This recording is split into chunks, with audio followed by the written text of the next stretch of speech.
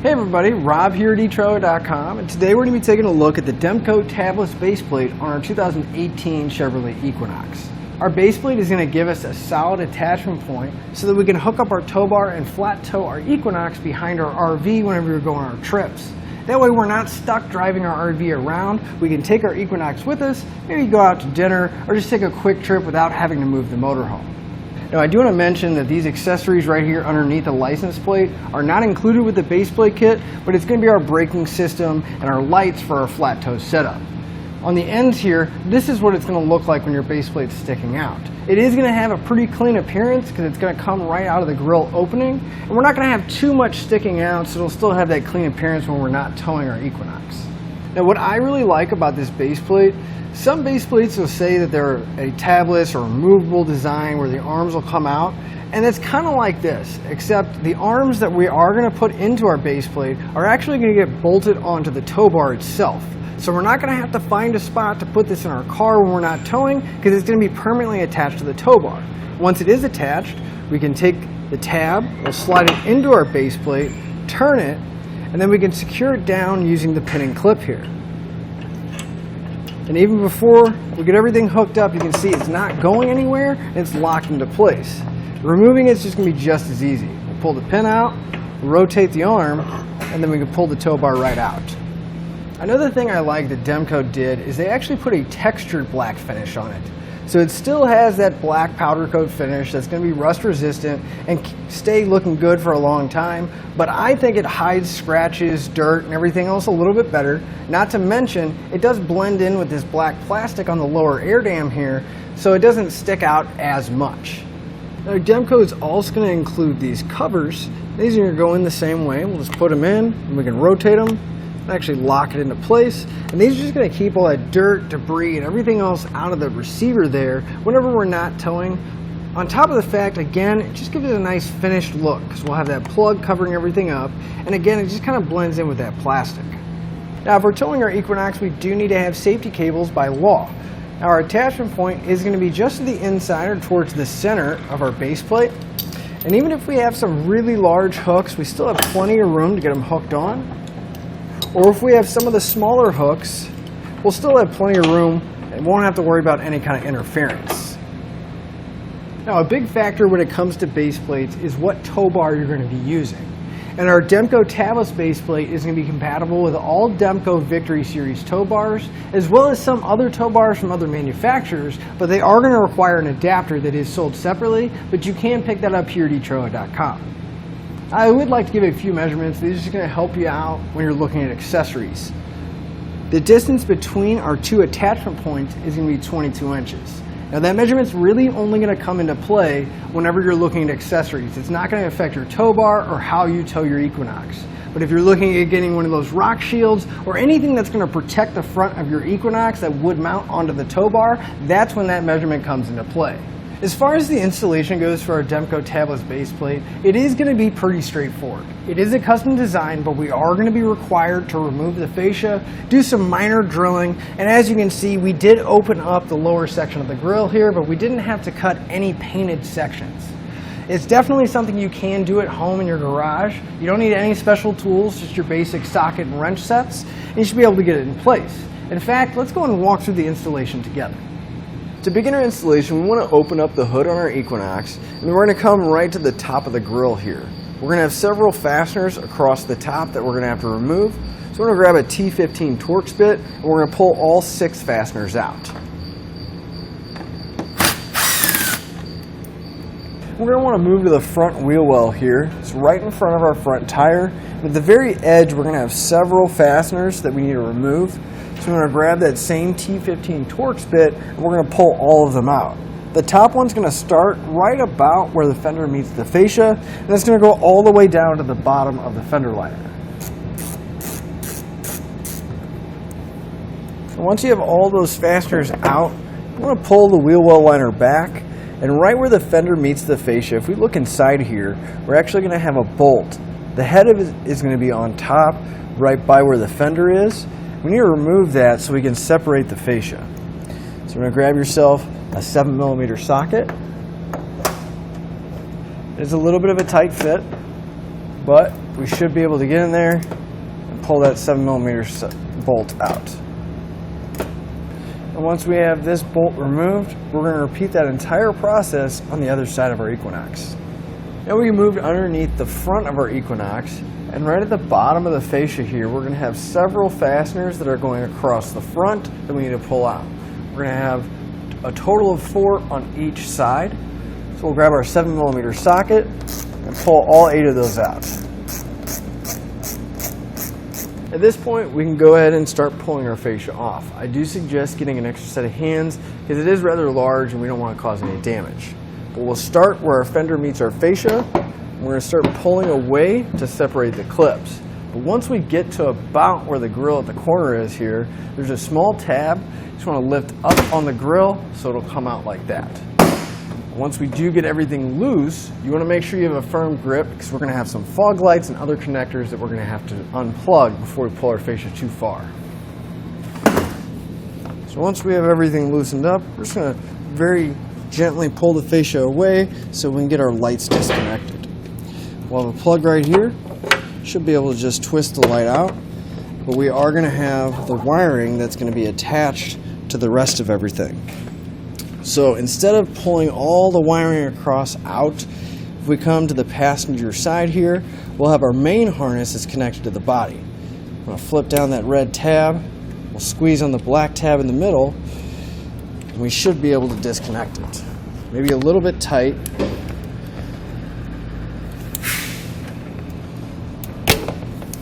And if you need to, you can pull it off that tab there so you can get a good grip on it. I'm going to make it a little bit easier to disconnect it. Once you have all that disconnected, we're going to set our fascia aside where it won't get damaged.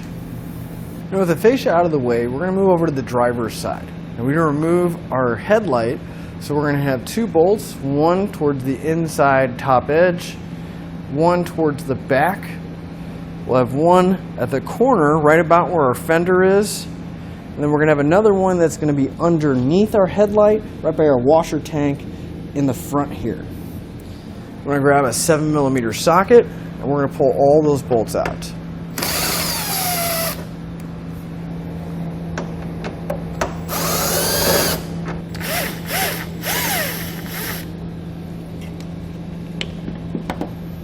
Once we have those removed, we're going to grab our headlight assembly.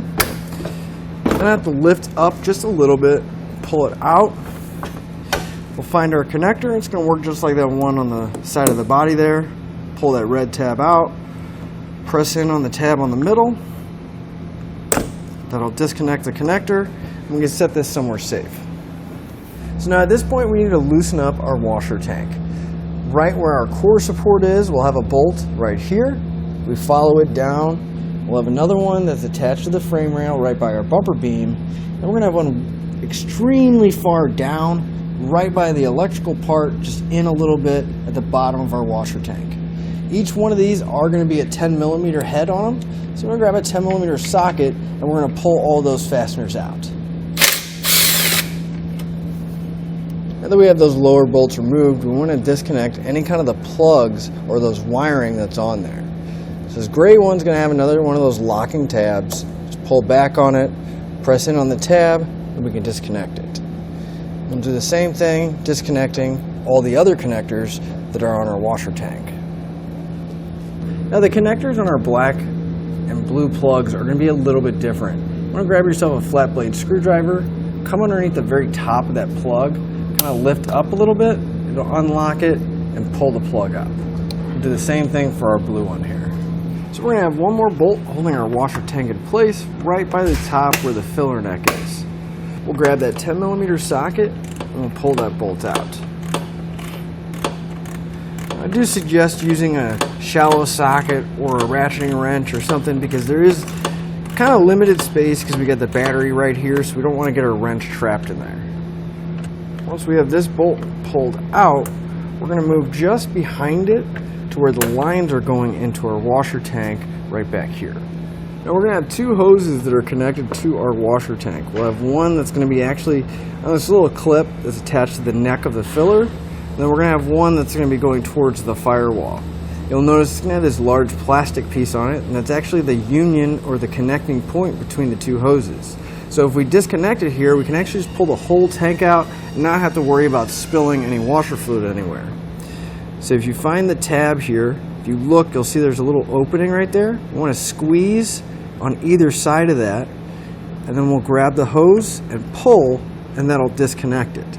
Now you may have a little bit of leakage coming out of the hose. Really shouldn't be that much because it's only the line going to the wiper blades themselves. So we'll go ahead and disconnect this one as well.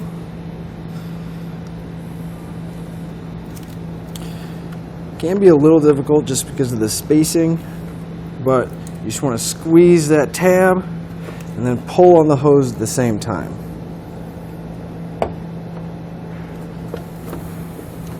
It may be easier if you take the hose off the clip so you get a little better access to it. Now, one thing I do like to do, since we have multiple hoses, I don't want to hook these up backwards. So I'm going to take a paint marker and I'm going to mark on one of the hoses and then on the other end that connects to it. That way whenever I put everything back together, I know that the two ones that have the mark go together and we won't have any issues with our washer tank later on. So now we want to grab our washer tank, kind of make sure you're supporting it, and we should be able to just start sneaking it out, making sure all the lines and electrical connectors don't get caught in anything, and we'll set our tank aside where it won't make a mess. Now on each end of our radiator, we're going to have these air deflectors, and we need to trim out this section, and you can really use just about whatever you have because it's just soft rubber plastic type material. But I'm going to use a pair of tin snips. I will suggest that you do use hand tools to cut this because it's extremely close to a lot of components and we don't want to nick or do any damage to anything, especially since we're so close to the intercooler right here. But we're going to cut this out and we're going to do the same thing on the other side. You can always go back, clean up the cut, but again, just take your time so you don't nick or damage any other components that are close by. Now if we move back to the outside of the frame, over on the driver's side, we should have all our washer tank connectors here. We want to pull that clip out of the frame, then we're just going to move the wires out of the way for now. Now if we move down from that spot, on the front of the frame rail here, we'll have another clip holding some wiring. We want to move that out of the way as well. Just take a screwdriver, trim panel tool, pop that clip out, and just move the wiring out of the way. And we're going to have that same clip on the other side, so we want to pull that wiring out as well. Now with an extra set of hands, we're going to get our base plate into position. And whenever you're lifting your base plate, you want the side plates here to be as far back towards the back of the frame rail and as high as we can on this flange. So we'll lift it up. You want to make sure you push back as far as it'll go and lift up. And then we're going to take a clamp and we're going to clamp everything down. So it would help if you have a couple extra set of hands to hold this while you grab your clamps. Now that we have our base plate clamped in place and it's not going anywhere, we want to drill out two holes. I'm going to use one that's on the very back and then one on top in the center here. That way once we have those holes drilled out, we can get our hardware in and we can remove the clamps. You want to get yourself a 3/8 drill bit and we're going to go right through the frame rail in each one of the holes.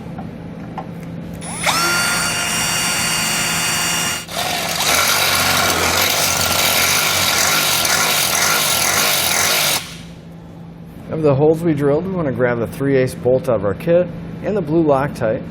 Put a little bit of Loctite on the threads, just a small amount we find. And make sure our bolt will pass through the hole we just drilled. Now if your base plate moved a little bit when you were drilling, that's okay. You just want to make sure that everything does line back up so that you can get your bolts through. We want to pass our bolt through our base plate. We want to secure it on the other side with a nylon lock nut.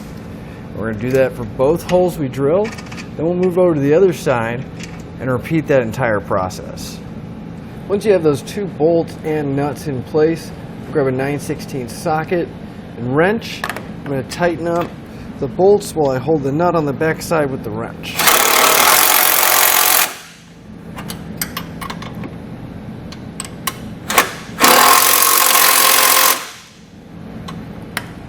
Now that this is secure in place, we can remove our clamps. Just keep in mind, if you only did one side, you want to go ahead and go to the other side, drill those holes out, put your bolts in, tighten it up, and then remove the clamps, because you want to have both sides nice and tight to be sitting where they're going to be sitting so it doesn't move. Now on each end of the bumper beam, we'll have this plastic cover. Just want to grab it, kind of pull it towards the outside, work it loose. We'll set this aside for now. And we only want to do this on one side at a time. So you'll see once we pull that cover out, we have 4 bolts that are holding our bumper beam in place. I'm going to grab a 13mm socket, and we're going to pull 4 of these out, but we'll leave the other side alone for right now.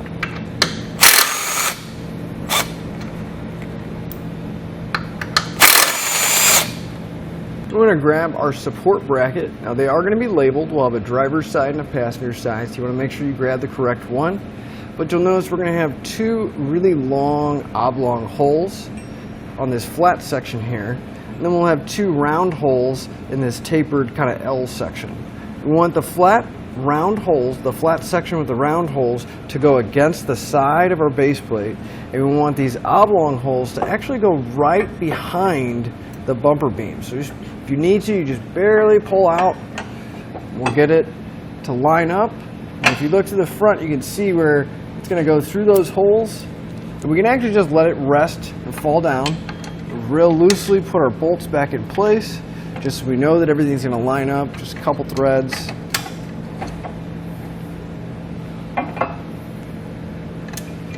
You always move your bracket around just to make sure everything is tightening up. It's going through the beam and the bracket.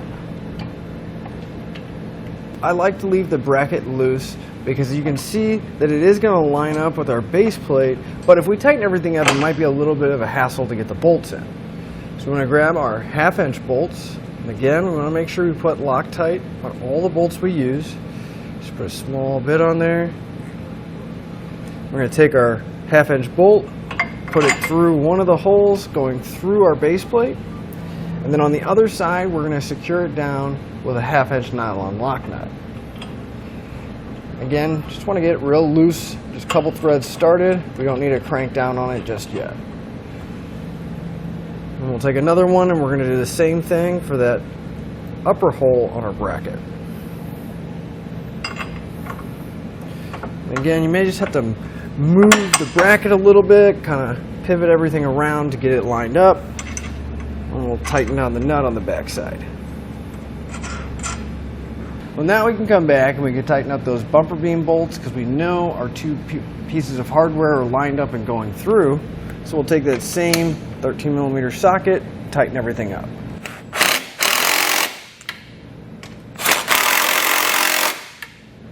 And then for our larger 1/2" bolts, I'm going to use a 3/4" socket, or you can use a 19mm socket and a 3/4" or 19mm wrench to tighten it up.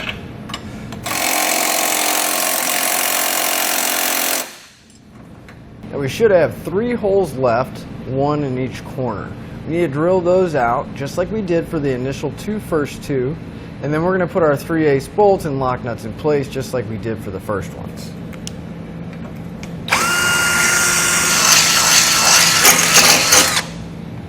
And just start passing our bolts through, making sure we put Loctite on all of them. And again, if it's a little tight, you can either take the bolt out, kind of take your drill bit and wallow it out if there's a little bit too much material in there, because we don't want to mess up the threads. And then we can just start securing all of them down with the lock nuts on the back side.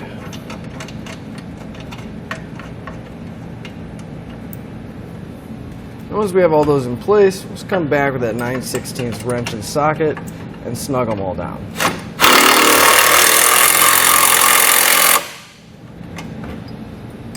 You want to make sure you come back and torque all your hardware down to the specified amount in the instructions. Now you do want to double check the instructions because the 1/2" hardware is going to torque down to a different value than the 3/8 hardware is. But we're going to go ahead and torque this down and then repeat that for all the remaining hardware we have. Now Demco is going to provide us with these permanent safety cables. We're going to hook these up before we get the fascia back on because it is going to be nearly impossible to hook them up. On each end we'll have a loop, and then we'll have a couple of these quick disconnects on here so we can connect them together and use everything we need. Now there's going to be a spot here on the base plate. There's a large opening at the bottom. What I like to do is just take my quick link, hook it on there. I'll hook one end of my safety cable onto it. Then we want to wrap around the base plate. You want to make sure you go around the frame as well. You just want to be mindful of any lines, any electrical accessories, or anything that's going on. You don't want to have the cable pinching, pulling, or causing any kind of damage to those other components. So I'm going to go over my bumper beam here and pass it down, avoiding any of the other electrical components. That way it'll be attached to my base plate and wrapping around the frame. So we'll just bring the other end of our cable down, hook it onto the end of that quick link, and then we'll just make sure we tighten it up and it's fully closed. They are going to provide us with 2 cables and 4 quick links, so you do have a couple different options of how you could do it. You can wrap it around the base plate using 1 quick link and then around the frame using another one, but we found this is going to be the easiest way. And then what I like to do also is just take some zip ties and tie up that excess slack here. That way it doesn't rub against anything and we can just have it nice and secure. And even though it's going to be behind it, it just looks a little bit nicer. Now once you have your safety cables tied up, everything's nice and secure, you do want to grab an 11/16 wrench and make sure that jam nut on there is nice and tight and it's not going to come loose. We'll go ahead and put our safety cable on the other side as well. So at this point we can grab our washer bottle and we can put it back in place. Just kind of want to help guide it up. Get it pretty close to where it needs to be, and at least we can hang it on the stud for now, so we can get everything else hooked up. Take our lines, start passing everything up. Make sure we have the correct ones. And it's just as simple as plugging them back in. And once we have everything lined up, we start replacing the hardware that was holding the washer tank in place. You want to make sure you plug all your connectors back in for your washer tank as well. Make sure it all locks into place. And in case you forgot, the blue one is going to go to the green connector, the black one goes to the black, and then that gray one's going to go to the oddball one that's towards the front. At this point, we can get our fascia ready to get put back on. But before we can put it in place, we are going to have to do some trimming down here in the lower opening of the grill, because our arms need to come through. Now if we look at our instructions, essentially what they're going to have us do is, if we take these into squared sections, we want to remove 4 of these on each side. So I'm just going to cut along this support here, along the edge here, and then take out these 2 middle ones. You can always come back and clean up our cuts later. And whatever you're going to cut, you can use just about whatever you have. It is just plastic. So you can use a pair of cutters, you can pair tin snips. I'm going to be using a rotary tool just to make it a little bit quicker, and hopefully it'll give us some nice clean edges. But again, we can always come back, clean up all that excess plastic.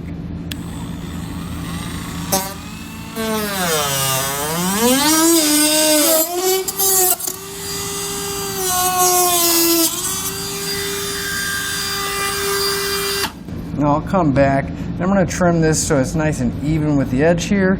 I can always come back and sand this down too, so we don't have so much of this excess plastic. But we're going to cut the same opening on the other side as well. Now the fascia trimmed, we can put our headlight back in place. Just want to make sure you put that connector back in. Push that red tab down to lock it in place. I'm going to start guiding it in until we can get everything lined up right.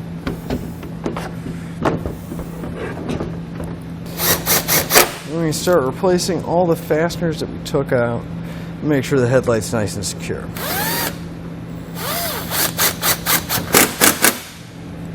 Now that our base plate's on, our fascia is trimmed, we have all of our components back in place, we can put the fascia back on. However, if you have more components you're going to be installing, like a braking system, wiring, or anything else that's going to be for your flat toe, I suggest doing that now because it's going to be a lot easier to route all your wires and mount your plugs or anything else that you have to do on the front here with the fascia removed. That way we don't have to fight the fascia to try to run all those wires. So we're going to go ahead and do that now, and then we're going to put our fascia back in place. Now with an extra set of hands, we're going to get our fascia back in place. Now I do want to mention that we have our other components installed. Now yours may be installed in a different spot, but you want to make sure that the base plate as well as any other accessories have room to come through the grill. And you want to make sure that you plug all the harnesses that we plugged in unplugged earlier. We plug them back in. There's one on the passenger side. Click it in, put that red tab in. And then again, you just kind of want to help guide the fascia around all your components until we can at least get it lined up top. And we just want to start putting all those fasteners back. And once you do have all your fasteners back in place and all your other accessories mounted, that'll finish up your installation and your look at the Demco tabless baseplate on our 2018 Chevrolet Equinox.